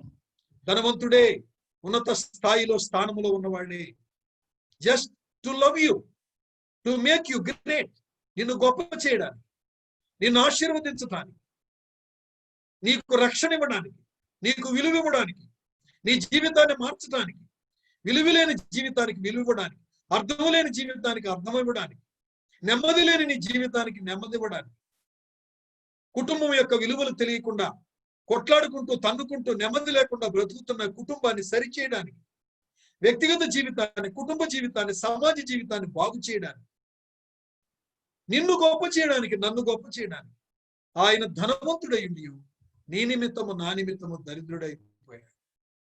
బ్రదర్స్ అండ్ సిస్టర్స్, కాబట్టి the second chapter of the Philippians explains the humility of Christ, which giving priority in the context of giving priority to the others.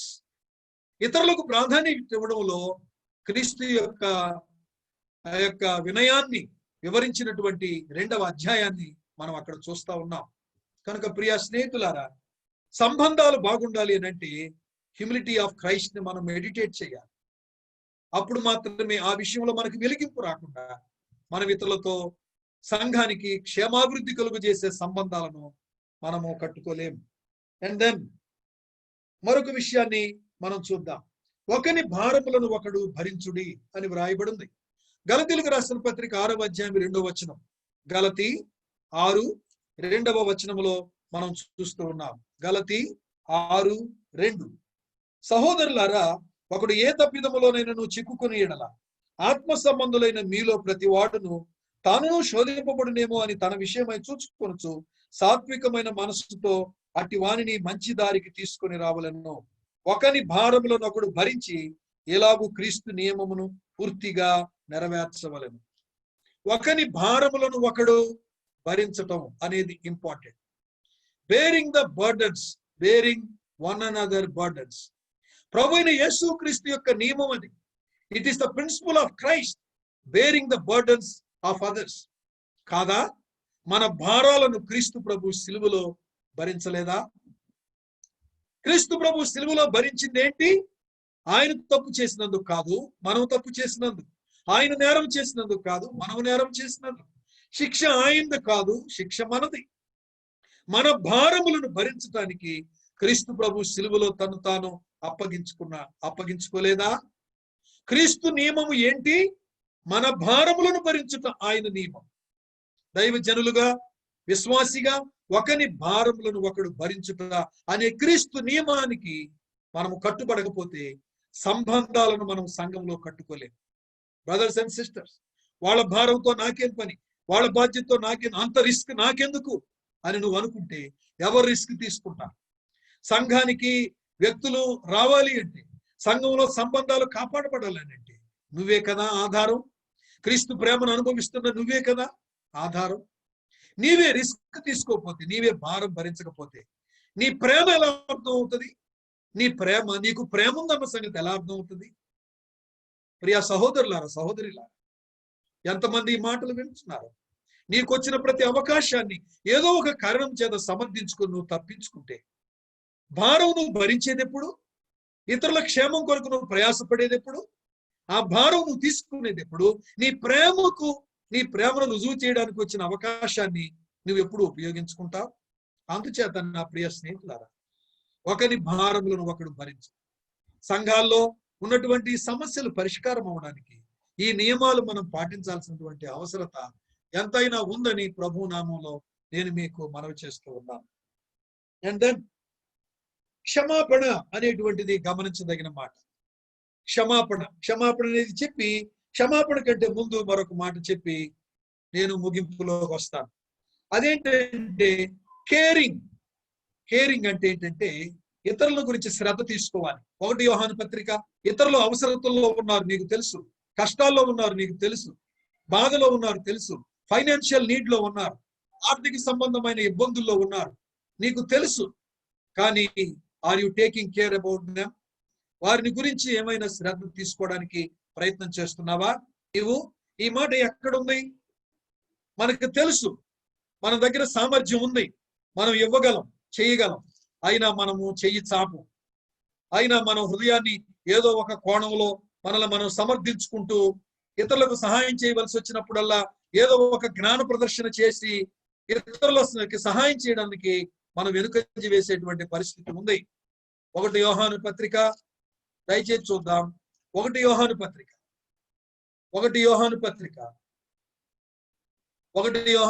3వ అధ్యాయం. 1 యోహాను పత్రిక 3వ అధ్యాయం 13వ వచనము నుండి కొన్ని వచనాలు నేను చదువుతాను, మీరు కూడా చూడండి. సహోదరులారా, లోకము మిమ్మును ద్వేషించిన ఎడల ఆశ్చర్యపడకుడి.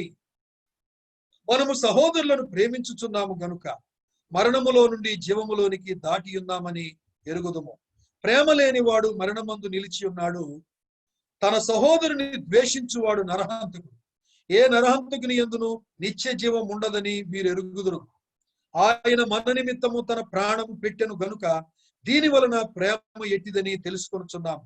మనము కూడా సహోదరుల నిమిత్తము మన ప్రాణములను పెట్ట బద్దులమై ఉన్నాము. ఈ లోకపు జీవనోపాధి గలవారమై ఉండి తన సహోదరునికి లేమి కలుగుట చూచియు అతని ఎడల ఎంత మాత్రమును కనికరము చూపని వాని యందు దేవుని ప్రేమ ఎలాగు నిలుచును? చిన్నపిల్లలారా, మాటతోనూ నాలుకతోనూ కాక క్రియతోనూ సత్యముతోనూ ప్రేమింతుము. షేరింగ్ ఇతర సమస్యలను పంచుకోవడం అంటే సాధ్యమైనంత వరకు శక్తి లోపము లేకుండా నీ వంతు నీవు. దేవుని బిడ్డలారా, సంఘములో ఆ ప్రేమ మనము కనపరచాల్సిన బాధ్యత మన మీద ఉంది. It is true my friends. ఒట్టి మాటలు చెప్పడం వల్ల ఎవరిని మనం ఆకర్షించలేము. యేసు ప్రభు యొక్క ప్రేమ ఒట్టి మాటలు కాదు. దేవుడు లోకమును ఎంతో ప్రేమించాడు. ప్రేమకు రుజువుగా ఆయన తన అద్వితీయ కుమారుని లోకమునకు అనుగ్రహించాడు. Love begets love. ప్రేమను పుట్టిస్తుంది. The love involves giving sacrificial. ఇక్కడ కొన్ని సంగతులు మనం చూస్తూ ఉన్నాం. ఎటువంటి ప్రేమ అంటే కేరింగ్ లవ్ చూస్తూ ఉన్నాం. కాబట్టి ఇప్పుడు మీరు రాసుకున్నటువంటి వాటితో పాటు ఇక్కడ కూడా కొన్ని విషయాలు మనం రాసుకోవాల్సిన అవసరం ఉంది. కేరింగ్ లవ్, శ్రద్ధ తీసుకునేటువంటి ప్రేమ. ప్రయత్నిస్తున్నావా? ఏమైనా ప్రయత్నం ఉందా? కేరింగ్ లవ్ అంటే మళ్ళా సోషల్ వర్క్ మీద పడి దానికి ప్రయారిటీ ఇచ్చి దైవ సంబంధం విషయాలు ప్రక్కన పెట్టడం కాదు. ఇది సంఘములో వ్యక్తులకు, ముఖ్యంగా విశ్వాస గృహమునకు చెందిన వారికి, అంటే బయట వాళ్ళకి చేయొద్దని కాదు, పాయింట్ అది కాదు ఇక్కడ. విశ్వాస గృహమునకు చెందిన వారి పట్ల సంఘ సంబంధాలు బాగుండాలి, వర్ధిల్లాలి అంటే నీకు చేతనైనంత వరకు శక్తి లోపము లేకుండా ఆర్ యు టేకింగ్ కేర్ తీసుకోగలుగుతున్నావా? క్రియతోనూ సత్యముతోనూ ప్రేమతము, మాటతో కాక. మాటలు మనం ఎన్నైనా చెప్పొచ్చు, ఎవరైనా చెప్పొచ్చు. అంటే సామర్థ్యం లేకుండా కాదు, నీకు సామర్థ్యం ఉంది, నువ్వు చెయ్యగలవు, ఇవ్వగలవు. ఆలోచించండి బ్రదర్స్ అండ్ సిస్టర్స్. మాటలు మంచిదే, మాటలు కావాలి, టీచింగ్ ఖచ్చితంగా కావాలి. దాంతోపాటు క్రియారూపకంగా షేరింగ్ లవ్, క్రియారూపకంగా నీడ్స్ ని మీట్ అవ్వడం, అవసరతలు తెలుసుకోవడం. అవసరతలు ఎప్పుడు తెలుసుకుంటావో చెప్పనా? నాకు అర్థమైంది. ప్రేమ ఉంటే తెలుసుకుంటావు. ప్రేమకు ఆపోజిట్ ఏంటి? ద్వేషం. ద్వేషం ఉన్నవాడు మనిషితో మాట్లాడతాడా? ద్వేషం ఉన్నవాడు మనిషిని పలకరిస్తాడా? ద్వేషం ఉన్నవాడు మనిషికి ఫోన్ చేస్తాడా? ద్వేషం ఉన్నవాడు మనిషి కనబడితే మాట్లాడతాడా? ద్వేషం ఉన్నవాడు ముఖం తిప్పుకొని వెళ్ళిపోతాడు. కాబట్టి నువ్వెందుకు పలకరించలేకపోతున్నావు? నువ్వెందుకు మాట్లాడలేకపోతున్నావు? నీకెందుకు వేరే వాళ్ళ అవసరతలు నీకు తెలియడం లేదు? వాళ్ళు కష్టాల్లో ఉన్నారు, శ్రమంలో ఉన్నారు, నీకెందుకు తెలియడం లేదంటే you are not enquiring. Why you are not enquiring? You have prejudice, you have some hatredness. నీకు ఏదో ద్వేషం ఉంది. ఈ రోజున సంఘాలు దెబ్బతినడానికి కారణం ఏంటంటే ఈ ద్వేషమే. ద్వేషం ఉన్నందున నువ్వు మనిషిని ప్రేమించలేకపోతున్నావు. You are unable to accept the person. కాబట్టి కేరింగ్ లవ్ అనేది ఒకటైతే, ఇక్కడ నేను నేర్చుకున్న పాఠం మరొకటి ఏంటంటే రెస్పెక్టింగ్ లవ్. రెస్పెక్టివ్ లవ్, గౌరవించే ప్రేమ మన సహోదరుల పట్ల మనం కలిగి ఉండాలి. మనకి రెస్పెక్ట్ ఉందా? రెస్పెక్ట్ లేదు. కొన్ని విషయాలు ప్రేమ ఉంటే రెస్పెక్ట్ ఉంటుంది. రెస్పెక్ట్ గౌరవించటం. అందుకే ఒకరి ఎడల ఒకరు అనురాగము గలవారైనుడి అని వ్రాయబడు, ఒకరినొకరు సన్మానించుకొనుడి అని వ్రాయబడు. ఆ వచనాలన్నీ చూపించడానికి వీలుపడు. నీలాగే ఒకే రక్తం పంచుకొని పుట్టాడు, ఒకే బాప్తిస్మం తీసుకున్నాడు నీలాగే, ఒకే ఆత్మను కలిగి ఉన్నారు నీలాగే, ఒకే శరీరంలో పాలుపంపులు పొందుతున్నారు నీ వలే. ఒకే బాప్తిస్మం, ఎఫెసీయులకు రాసిన పత్రిక 4వ అధ్యాయం ప్రకారంగా ఒకే బాప్తిస్మం, ఒకే ప్రభువు, ఒకే శరీరం, ఒకే రొట్టె, ఒకే ఆత్మ. But still you are having some hatredness regarding your brother. How can you respect? ఎలా నువ్వు గౌరవించగలవు బ్రదర్స్ అండ్ సిస్టర్స్? అందుకేనా ప్రభు ప్రాణం పెట్టింది మన కోసం. అందుకేనా ప్రభు ప్రాణం పెట్టి నిన్ను రక్షించుకుంది. ప్రాణం పెట్టేలా నిన్ను రక్షించుకొని ఒక రిప్రజెంటేటర్ గా ఉండాలని కోరుకుంది. అందుకేనా? నువ్వు ఆయన రిప్రజెంటేటివ్ గా ఉండడానికి లోకంలో ఇంకెవరూ లేరా? నువ్వు ఒక్కడివేనా? నువ్వు ఒక్కదానివేనా? అందుకే ఎందుకు ప్రేమించాలి? ఎందుకు కేర్ తీసుకోవాలి? ఎందుకు ద్వేషించకూడదు? ద్వేషం అంటే ఏంటో తెలుసా? అసహించుకోవడం, చీ అనడం, నువ్వంటే నాకు ఇష్టం లేదు, నీ ముఖం నాకు చూపించబాక. కొన్నిసార్లు భార్యాభర్తల మధ్య కూడా అటువంటి సంభాషణ వస్తూ ఉంటారు. అఫ్ కోర్స్ మనుషులు ద్వేషించిన ప్రభు ద్వేషించినది వేరే సంగతి. లేయా ద్వేషించబడింది, ప్రభు ఆమెను కనికరించాడు. అయితే ద్వేషించబడే వారిని దేవుడు లెక్కలోకి తీసుకుంటాడు. ప్రియ స్నేహితులారా, నువ్వు వేరే వాళ్ళని ద్వేషించడము పాపమే. వేరే వాళ్ళు నిన్ను ద్వేషించడం, నువ్వు దాన్ని భరించాలి. ప్రభు చెప్పాడు. అందుకే 13వ వచనంలో ఏం రాయబడింది? సహోదరులారా, లోకము మిమ్మల్ని ద్వేషించేలా ఆశ్చర్యపడకుడి. మనము సహోదరులను ప్రేమించుచున్నాము గనుక మరణములో నుండి జీవములోనికి దాటి ఉన్నాము. ప్రేమ లేనివాడు మరణమందు నిలిచి ఉన్నాడు. తన సహోదరుని ద్వేషించువాడు నరహంతకుడు. ఏంటి ప్రేమ? ఏంటి ప్రేమ అంటే కింద మనం చూస్తూ ఉన్నాం. ఎందుకు ప్రేమించాలి? కారణాలు మనం చూస్తున్నాం ఇక్కడ. ఎందుకు ప్రేమించాలి?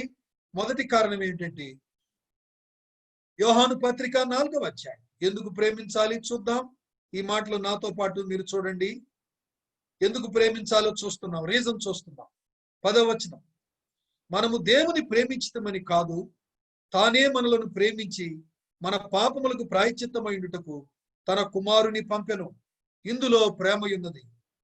ప్రియులారా, దేవుడు మనలను ఎలాగూ ప్రేమింపగా మనం ఒకరినొకడు ప్రేమింప బద్ధులమై ఉన్నాము. ఏ మానవుడు దేవుని ఎప్పుడు నువ్వు చూచి ఉండలేదు. మనము ఒకరినొకడు ప్రేమించిన ఎడల దేవుడు మన యందు నిలిచి ఉండును, ఆయన ప్రేమ మన యందు సంపూర్ణమగును.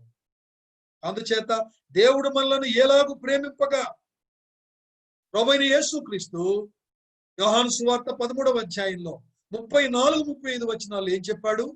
నేను మిమ్మల్ని ప్రేమించినట్టు. ఎలా ప్రేమించాడు? Initiating love.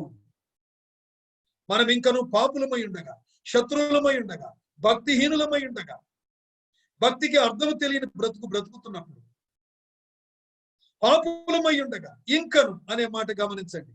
ఇంకను, స్టిల్ ఇంకను శత్రువులమై ఉండగా, పాపులమై ఉండగా ప్రభు నిన్ను ప్రేమించలేదా? ఇనిషియేటింగ్ లవ్, చొరవ తీసుకుని భూమి మీదకి వచ్చాడు. ఇన్వైటింగ్ లవ్, ఆహ్వానించాడు. ఇంటర్ఫీరింగ్ లవ్, ఆయన ఇన్వాల్వింగ్ లవ్, ఆయన ఇన్వాల్వ్ అయ్యాడు నీ సమస్యలోకి. ఇనిషియేటింగ్ లవ్, చొరవ తీసుకున్నాడు. నువ్వు ఆయన కావాలని నువ్వు చెప్పలేదు. నువ్వు నాకు అవసరం ప్రభు అని నువ్వు అడగలేదు. ఆయనే చొరవ తీసుకున్నాడు. ఆయనే చొరవ తీసుకున్నాడు. ఇన్వైటింగ్ లవ్, చొరవ తీసుకుని భూమి మీదకి వచ్చాడు. రెండవదిగా ఇన్వైటింగ్ లవ్, ప్రయాసపడి భారం మోసుకున్న వారులారా నా ఎద్దుకు రండి. Inviting love. Involving love or interfere. ఏంటి ఇన్వాల్వింగ్ అంటే? పాపం వల్ల వచ్చు జీతమైన నీ మరణాన్ని, నీ మరణ శిక్షను తన మీద వేసుకున్నాడు. యెషయా గ్రంథం 53. మన సమాధానార్థమైన శిక్ష అతని మీద పడింది. మన అతిక్రమ క్రియలను బట్టి అతడు గాయపరచబడింది. మన సమాధానార్థమైన శిక్ష అతని మీద పడింది. అతడు పొందిన దెబ్బల చేత మనకు స్వస్థత కలుగుతుంది. ఇలాగూ దేవుడు మనలను ప్రేమింపగా మనం ఒకరినొకరు ప్రేమింప బద్ధులమై ఉన్నాము. The reason why you have to love your brother, your sister is you have experienced already initiating love, చొరవ తీసుకున్న ప్రేమని, ఇన్వైటింగ్ లవ్, ఆహ్వానించిన ప్రేమ, ఇన్వాల్వింగ్ లవ్. నీ సమస్యలోకి వచ్చి నీ సమస్యకు పరిష్కారంగా తన ప్రాణాన్ని ఇచ్చిన ప్రభువుని నువ్వు ఎప్పటికీ అనుభవించావు గనుక నీవు కూడా ప్రాణము పెట్టబద్ధుడైనంతగా నీవు నీ సహోదరుని ప్రేమించాలి. అందుకే దానికి ఇంటర్లింక్ వర్డ్ ఏంటంటే క్షమించాలి. క్షమించాలి. ప్రభునందు సహోదరుడు, సహోదరి, forgiveness is a wonderful character, wonderful quality which we have to exercise. మనము అభ్యసించవలసిన అద్భుతమైన క్వాలిటీ ఏంటంటే ఫర్గివ్నెస్. ఎప్పుడు నువ్వు క్షమిస్తావో తెలుసా? నిన్ను దేవుడు ఎంత క్షమించాడో నీకు అర్థమైనప్పుడు. రక్షించబడి 10 సంవత్సరాలు అయిందా, 20 సంవత్సరాలు అయిందా, 30 సంవత్సరాలు అయిందా, 40 సంవత్సరాలు అయిందా? రోజుకు ఒక అబద్ధం వేసుకున్నా ఇన్ని సంవత్సరాలకి ఎన్ని అబద్ధాలు చెప్పుకుంటావు? రోజుకు 2 మిస్టేక్స్, రోజుకు 2 మిస్టేక్స్ తీసుకున్నా ఎన్ని మిస్టేక్స్ లెక్కేసుకో. ఎన్ని సంవత్సరాలకి? 365 రోజులకి +2 మిస్టేక్స్ వేసుకో. 30 సంవత్సరాలకి ఎన్ని? 40 సంవత్సరాలకి ఎన్ని? ప్రభు నిన్ను క్షమించకపోతే నీ సంగతి ఏమైపోయి? నేరాలు ఇచ్చేవాడు నీ దేవుడైతే నీ సంగతి ఏమైపోయి? నువ్వు చేసే ప్రతి తప్పును వరుసగా పెట్టి గద్దించేవాడైతే నీ సంగతి ఏమైపోయి? అందుకే కీర్తనలో 15వ కీర్తనలో మనం చూస్తున్నాం, ఆయనను భయభక్తులు కలిగి ఉండినట్లు నీ యొద్ద క్షమాపణ దొరుకును. ప్రభువా, దోషములను కనిపెట్టి చూచిన ఎవడు నిలవగలడు అని వ్రాయబడు. కీర్తనలో 15లో నా సహోదరులారా, యెహోవా, నీవు దోషములను కనిపెట్టి చూచిన ఎవడు నిలవగలడు? ఆయనను యెహోవా యందు నీ యందు భయభక్తులు కలిగి ఉండినట్లు నీ యొద్ద క్షమాపణ దొరుకును అని వ్రాయబడు. అవునా కాదా నా ప్రియ సహోదరులారా? పలాని సిస్టర్ని, పలాని బ్రదర్ని నువ్వు క్షమించలేకపోతున్నావు. విపరీతమైన ద్వేషం, వాడి ముఖం నేను చూడలేను, దాని ముఖం నేను చూడలేను అని నువ్వు అంటున్నావు. దేవుడు పెరికి వేయటానికి గడ్డం ఇచ్చేశాడు. ఏమండి? కొట్టడానికి తన వీపునిచ్చేశాడు. ఏమండి? ఉమ్మి వేయడానికి తన ముఖాన్ని ఇచ్చాడు. అవన్నీ ఇచ్చాడు. ద్వేషించేవారు, దూషించేవారు, ఎగతాళి చేసేవారు, అపహాస్యం చేసేటువంటి వారందరికీ ఆయన ఎందుకు ఇచ్చాడు? అదంతా వై హీ గేవ్? ఆయన బాడీనిచ్చాడు శిక్ష పొందడానికి, ఆయన మనసునిచ్చాడు వేదన భరించడానికి, ఆయన ఆత్మనిచ్చాడు ఎడబాటు అనుభవించడానికి. నా దేవా నన్ను ఎందుకు చెయ్యి విడిచితివి అని తండ్రి యొద్ద నుండి ఎడబాటు అనుభవించడానికి తన ఆత్మనిచ్చాడు.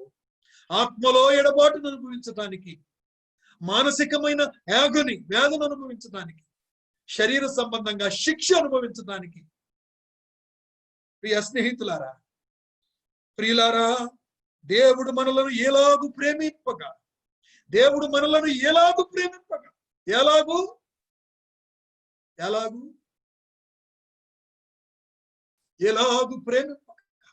మనం ఒకరినొకరు ప్రేమింపబద్ధులము కాదు.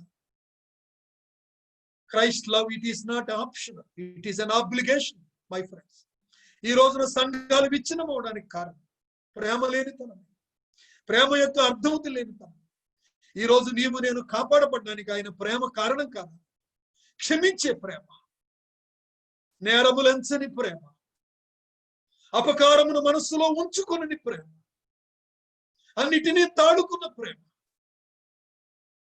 దైవజనులు ప్రకాష్ గారు చెప్తూ ఒక మాట అన్నారు, కొంతమందికి క్రమశిక్షణ నేర్పించే విషయంలో, కొన్ని కట్టడలు నేర్పించే విషయంలో ఎంత చెప్పినా వినని దాన్ని బట్టి విసుగు చెందాను అనే ఒక మాట ఆలోచింప చేసింది.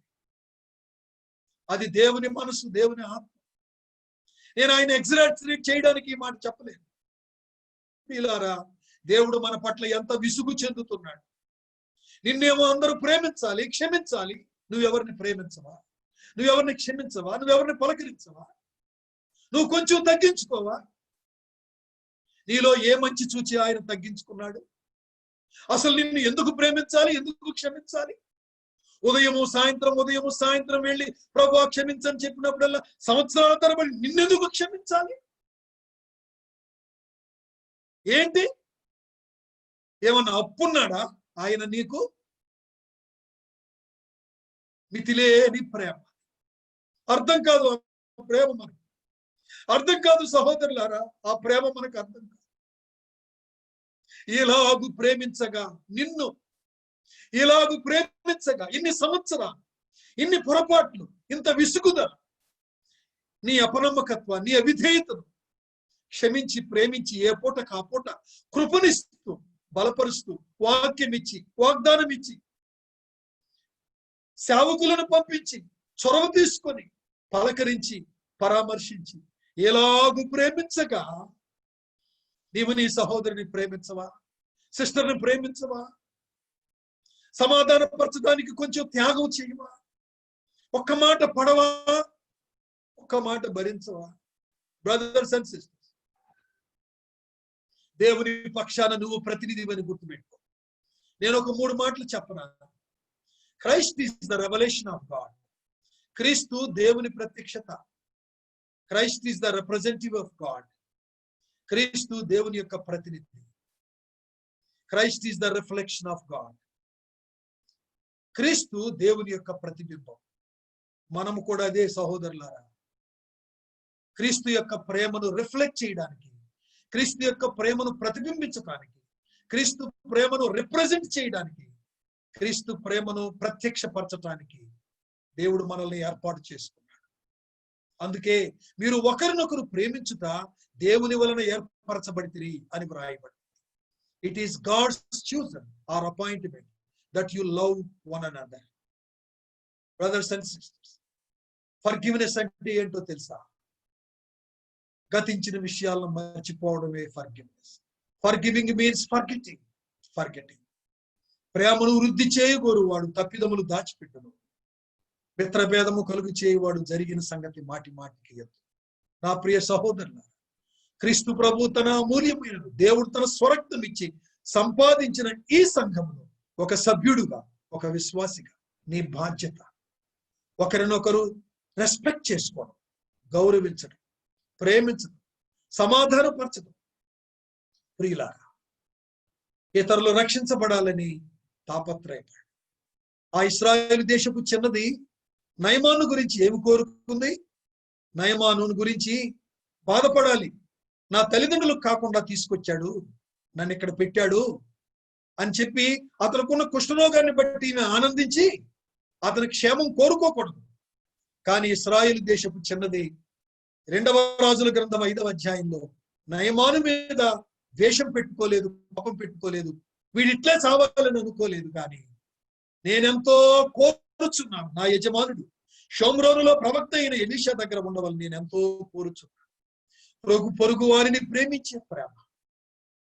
ప్రియా దేవుని బిడ్డలారా, నిన్ను వలే నీ పొరుగు వారిని ప్రేమించటం అనేది పాత నిబంధనలో ఇతరులను ప్రేమించడానికి నీవు నిన్నెలా ప్రేమించాలో చూసుకోవడం బేస్ అయితే, క్రొత్త నిబంధనలో దేవుడు మనల్ని ఎలా ప్రేమించాడో అలా మనలో ఇతరులను ఎలా ప్రేమించాలి. ప్రభువు అన్నాడు, నేను మిమ్మల్ని ప్రేమించిన ప్రకారము నన్ను ప్రేమించండి అయితే మనం అన్నట్లయితే మనం అల్లాడిపోయేవాళ్ళం, దెబ్బతినేవాళ్ళం. ప్రభువు అన్నాడు, నేను మిమ్మల్ని ప్రేమించినట్లు మీరు ఒకరినొకరు ప్రేమించు. ఆయన అన్నాడు, ఇందువలన మీరు నా శిష్యులగుదురు అన్నాడు. మనం ఆయన శిష్యులము అని ప్రకాష్ గారు చెప్తున్న మాటల్లో ఒక మాట, శిష్యులు క్రైస్తవులయ్యారు. Discipleship is nothing but demonstration of Christ characters. Real discipleship will demonstrate the characteristic of Christ. The main characteristic of Christ is love. Disciples are the demonstrators of Christ's love. శిష్యులు ఎవరంటే క్రీస్తు ప్రేమను ప్రత్యక్షపరిచేవాళ్ళు, ప్రదర్శించేవాళ్ళు. కనుక క్రీస్తు దేవుని ప్రత్యక్షత ఎలా అయ్యాడో, క్రీస్తు దేవుని ప్రతినిధి ఎలా అయ్యాడో, క్రీస్తు ప్రభు దేవుని యొక్క ప్రతిబింబం ఎలా అయ్యాడో, మనము క్రీస్తు ప్రేమకు సాక్షులుగా ఉండాలని దేవుడు కోరుతున్నాడు. ప్రియా స్నేహితులారా, దేవుడు నీ మీద ఆశ పెట్టుకున్నాడు. అందుకే మత్తయి సువార్త క్షమాపణ గురించి కనుక చూస్తే మత్తయి సువార్త ముగిస్తున్నాను. మత్తయి సువార్త 18 మీరు ఇంటికి వెళ్ళి చదవండి. ఎన్నిసార్లు క్షమించాలని పేతురు అడిగినప్పుడు 70 ఏళ్ల మట్టుకు క్షమించాలి అని అడుగుతాడు. ఒక ఉదాహరణ చెప్పాడు.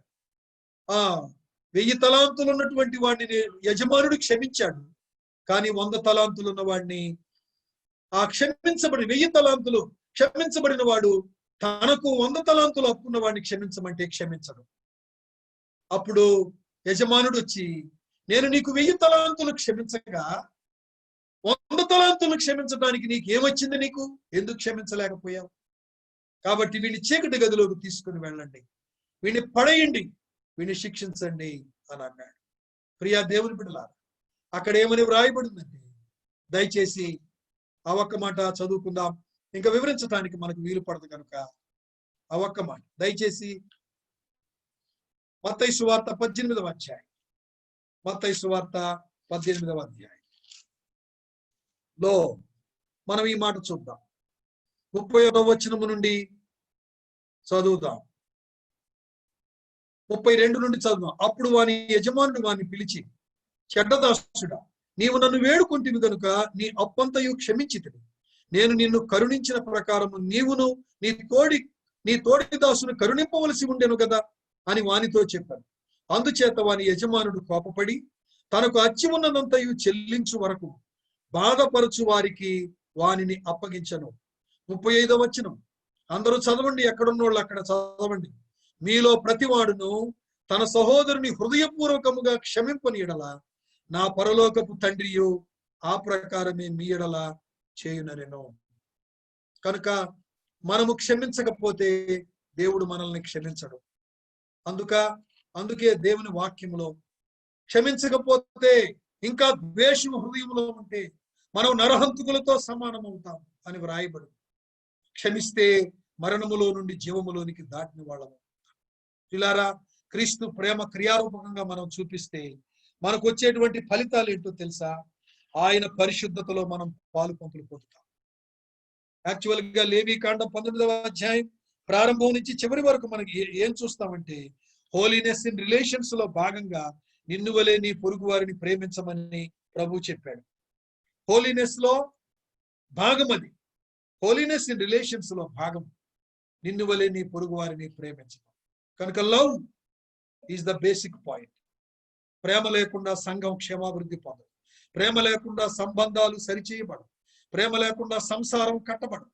ప్రేమ లేకుండా నీ ప్రేమను సమాజం చూడకుండా సమాజం నీ దగ్గరకు రాదు. ఈ రోజు మన సంఘాలను చూసి వాళ్లే తన్నుకుంటున్నారు, వాళ్ళకే ఓర్పు లేదు, వాళ్ళ మధ్యనే భేదాలు ఉన్నాయి, మనం మాత్రం పోయి ఏం చేస్తాం అనుకుంటున్నారు. ప్రభు అందుకా నిన్ను ఎన్నుకుంది, అందుకా ఎలాగూ ప్రభు నిన్ను ప్రేమించింది, అదేనా నువ్వు దేవునికి ఇచ్చేది కృతజ్ఞత? ప్రియ సహోదరులారా, నాతో పాటు బోధిస్తున్న నేను కూడా మీతో పాటు కలుసుకొని ఆలోచించుకోవాల్సినటువంటి విషయం ఏంటంటే, God is expecting you something. అందుకే నిన్ను ఎన్నుకున్నాడు, నీ వైపు నుండి ఆయన ఆశిస్తున్నాడు. అదేంటో తెలుసా? తన ప్రేమకు సాక్షిగా ఉంది నశించిపోతున్న లోకాన్ని సంఘములోనికి ఆకర్షించి సంఘము ద్వారా క్రీస్తు స్వరూపములోకి నువ్వు తీసుకొని వెళ్ళాలని దేవుడు నీ మీద ఆశ పెట్టుకున్నాడు. మరొకసారి చెప్పనా ఆ మాట? శిష్యుడువైన నీవు క్రీస్తు ప్రేమను డెమాన్స్ట్రేట్ చేసి క్రియారూపకంగా చూపించి మీరు ఒకరినొకరు ప్రేమించుకుంటుండగా సంఘములు ఆ ప్రేమ సమాజము చూడగా సమాజము దానికి ఆకర్షితులై సంఘములోకి రాగా సంఘములో ఉన్నటువంటి నీవు క్రీస్తు యొక్క స్వరూపములోనికి వారికి పెంచడం ద్వారా దేవుని ఉద్దేశం భూమి మీద నెరవేర్చబడాలని దేవుడు నిన్ను ఏర్పాటు చేసుకున్నాడు. ప్రియా దేవుని బిడ్డలారా, మంచి దేవుడు, మంచి దేవుడు, మార్పులేని దేవుడు, అన్ఫెయిలింగ్ లవ్, అన్చేంజింగ్ గ్రేస్, మార్పులేని కృప, మార్పులేని ప్రేమలో నుండి ఈ 13 రోజుల క్లాసెస్ ని దేవుడు మనకి ఇచ్చి ఉండగా ట్రాన్స్ఫర్మేషన్ ఉందా? మనం అందరం పరిశీలించుకుందాం. ప్రియా దేవుని బిడ్డలారా, దేవుడు నిన్ను క్షమించాడు, నువ్వు క్షమించాలి, నువ్వు హృదయపూర్వకంగా క్షమించాలి. క్షమించానులే, సరే, సారీ, నో, హృదయపూర్వకముగా క్షమించాలి. హృదయపూర్వకంగా ఎలా ప్రేమిస్తావు? బ్రదర్స్ అండ్ సిస్టర్స్, చాలా సంగతులు మనం చెప్పుకోగలం కానీ అది లవ్. కాబట్టి మొదటి మాట, నిన్ను వలె నువ్వు పొరుగు వారిని ప్రేమించడం అనేది, పొరుగు వారిని ప్రేమించడం అనేది ఓల్డ్ టెస్టిమెంట్ ప్రకారం బేస్ ఏంటంటే నువ్వు ఏం ఎక్స్పెక్ట్ చేస్తున్నావో, నువ్వు ఎలా మనుషుల్ని ట్రీట్ చేయాలనుకుంటున్నావో దాని ప్రకారం నువ్వు ప్రేమించటం, అది ఓల్డ్ టెస్టిమెంట్. కొత్త నిబంధన, నేను మిమ్మల్ని ప్రేమించినట్టు, నేను మిమ్మల్ని సహించినట్టు, నేను మిమ్మల్ని భరించినట్టు. ఉరిమిడి వారైన జాకబుని, యోహాను, యాకోబుని ఉరిమేవారు, ఉద్రేకం, ఎమోషన్, వారిని క్షమించాడు ప్రభు. దగ్గరే ఉండి కపటపు ముద్దులు పెడతాడని, అప్పగిస్తాడని తెలుసు యోధ, చెలికాడా అని పిలిచాడు. పేతురు చెవి నరుకుతాడని తెలుసు, అబద్ధము చెప్పి నేను ఆయనకు చెందిన వాడిని కాదని చెప్తాడని తెలుసు. వంకిన పేతురును, కపటము ముద్దు పెట్టబోయేటువంటి యోధాను, ఉరిమిడి వారైనను వీళ్ళు మనకి చెందిన వారు కాదు, అందరిని సపరేట్ చేసేద్దామని డిఫరెన్సెస్ తీసుకొచ్చే మనసు కలిగిన వారందరినీ ఒక లైన్ లో కూర్చోబెట్టి అందరి కాళ్ళు కడిగి ప్రభు అన్నాడు, నేను మీకు ఎలాగూ చేసి ఉండగా, 13వ అధ్యాయంలో యోహాను సువార్త, మీరు ఒకరి పాదములు ఒకరు కడగవలసిందే. మీరు ఒకరి పాదములు ఒకరు కడుగుతుండగా, ఒకరినొకరు క్షమిస్తూ ఉండగా, ఒకరినొకరు క్షమించుకుంటుండగా, మీ మధ్య ఉన్నటువంటి ఆ డీప్ లవ్ ను చూసి సొసైటీ మీరు నా శిష్యులను తెలుసుకుంటారు, అప్పుడు మీరు నాకు సాక్షులు అవుతారు. ప్రభు అడుగుతున్నాడు ఈరోజు, ప్రియ సంగమా, నా ప్రియ విశ్వాసులా, ఒక దైవజనుడుగా, దేవుని సేవకునిగా, ఇంతకు ముందు వాక్యం అందించినటువంటి ఆ దైవజనులు చెప్పిన వాటనితో ఏకీభవిస్తూ నేను కూడా మిమ్మల్ని అందరినీ బతిమాలుతూ ఉన్నాను. ఇదిగో నేను కూడా పరిశీలించుకుంటూ, ప్రేమ ఒక్కటే మనుషులను దేవుని యొద్దకు ఆకర్షించగలిగి, నేను క్షమించను, నేను వెళ్ళను, నేను మాట్లాడను అని అంటే ఇంకా ఎవరు చేస్తారా? ఆలోచి, ఎవరు చేస్తారు? నువ్వే కదా ఆయన ప్రతినిధిని, నువ్వే కదా ఆయన ప్రతినిధి. ఎవరు చేస్తారు? ఆయన చేసుకోగలడు కానీ చెయ్యడు. నీవు చేయకపోతే ఆయనకు పని చేయడానికి ఇంకెవరు లేరు. ప్రియా దేవుని బిడ్డలారా, మనం ఆలోచన చేద్దాం. Lord, make me A instrument to demonstrate your love in the society, in the church అని ప్రార్థన చేసుకుందామా? దేవునికి అప్పగించుకుందామా? ప్లీజ్, చిన్న ప్రార్థన చేసుకుందాం.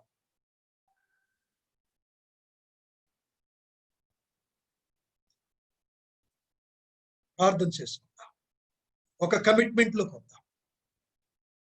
బ్రదర్స్, ఇది సత్యం. సిస్టర్స్, ఇది సత్యం. నువ్వు ఓడిపోయి ఉండొచ్చు, ఫెయిల్ అయి ఉండొచ్చు, Let us recommit. Let us recommit to demonstrate Christ's love in the church and in the society. ఎలాగో ఆయన నిన్ను ప్రేమించగా, నిన్ను క్షమించగా, నిన్ను ఓర్చుకోగా, నిన్ను భరించగా, నువ్వు ఎంత విసిగించినా, ఎంత దుఃఖపరుస్తున్నా, నిన్ను క్షమించి భరించి నిన్ను అంగీకరించగా, నిన్ను నిన్నుగా నీ బలహీనతలతో సంబంధం లేకుండా నిన్ను అంగీకరించి నిన్ను సరిచేయడానికి, అంగీకరించి నిన్ను చక్క చేయడానికి, ముందు నిన్ను అంగీకరించాడు, యాక్సెప్ట్ చేశాడు, తర్వాత నిన్ను కరెక్ట్ చేస్తాడు. ఈ రోజు వరకు ఆయన నిన్ను అంగీకరించబట్టి ఈ వర్తమానం నీ దగ్గరకు వచ్చింది. Please let us recommit. Lord please forgive me, please forgive me. అయ్యా, నీవు దోషములను కనిపెట్టి చూస్తే ఎవడు నిలవదు. నేను ఇతరుల దోషాలు కనిపెట్టడమే నా బుద్ధి అయిపోయింది. నన్ను క్షమించండి. నేను ఇక అలా చూడను ప్రభువా. ముందు నా నలుసును, నా దూలమును చూసుకుంటాను. ప్రభువా, నువ్వు క్షమించినట్టు క్షమిస్తానయ్యా. క్షమించడానికి నేను ఈ రోజు ఒక తీర్మానం చేస్తున్నాను. నన్ను బలపరచమని ప్రార్థన చేయండి. ప్రేమ కలిగిన తండ్రి, ఈ మాటలు మీ చిత్తానుసారముగా ఫలింపులకు తీసుకోండి.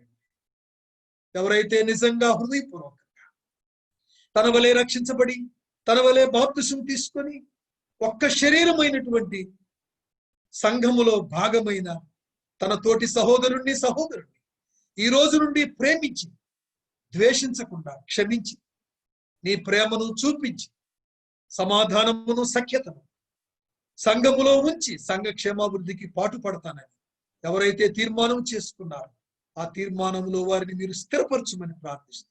నా మట్టుకు నన్ను, మమ్మల్ని మరొకసారి మీ ప్రేమకు ప్రతినిధులుగా, మీ ప్రేమను ప్రతిబింబించేవారు, మీ ప్రేమను ప్రత్యక్షపరిచే ప్రభువా మీ బిడ్డలుగా ఉండడానికి నన్ను, మమ్మల్ని సమర్పించుకుంటూ ఈ ఆశను మీరు తీర్చుకోండి.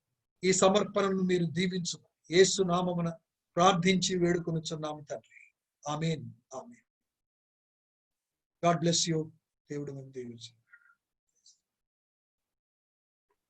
థ్యాంక్ యూ అన్నగారు. చాలా మంచి విషయాలు మేము వినడానికి దేవుడు మిమ్మల్ని వాడుకొని